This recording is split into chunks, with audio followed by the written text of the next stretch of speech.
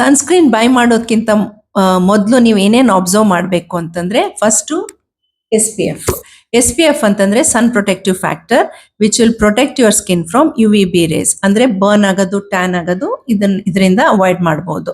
So ಇದು minimum Indian ಸ್ಕಿನ್ಗೆ 30 to 50 ಇದ್ರೂ ಸಾಕು. ನೆಕ್ಸ್ಟ್ ಬರೋದು P A factor will protect your skin from UVA rays ಅಂತಂದ್ರೆ ಏಜಿಂಗು ಪಿಗ್ಮೆಂಟೇಷನ್ ಆಗೋದನ್ನ ತಡೆ ಹಿಡಿಬಹುದು.